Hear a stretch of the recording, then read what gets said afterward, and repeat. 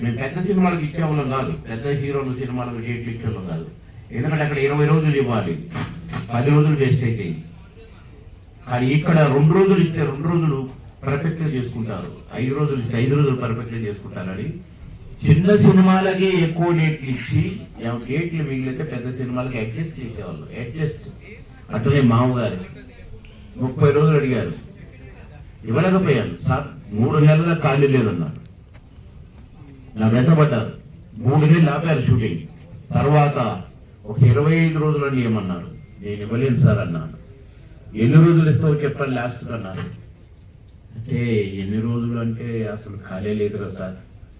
సరే పోని ఒక 15 రోజులు ఇస్తావు అన్నారు. 30 నుంచి 15 వచ్చారు. 15 రోజులు కాదు కానీ సార్, నేను ఒక 12 రోజులు ట్రై చేస్తా సార్. మళ్ళా ట్రయ్యా, 12 రోజులకు ట్రయ్యా అన్నారు. కానీ ట్రై చేస్తున్నాను నేను 8 రోజులు ఇచ్చాను ఆ సినిమాకి. మామగారి సినిమాకి 8 రోజులు ఇచ్చాను, 6 సినిమాలు చేశాను. అంత బిజీగా కూడా అంత పెద్ద సినిమాలో అంత పెద్ద క్యారెక్టర్ ఇచ్చాను.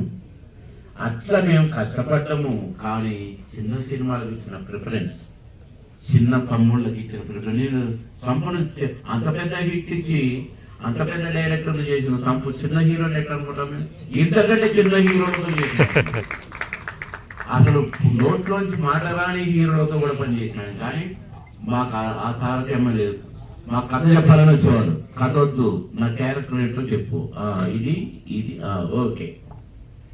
నాకు అర్థమైపోయేది దీన్ని మేము రిపేర్ చేసుకోగలుగుతామని.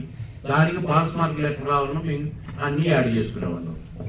మా వరకే, కథలో ఇంటర్ఫీర్ అయ్యే వాళ్ళం కాదు. అంతే తప్ప మేము పెద్ద క్యారెక్టర్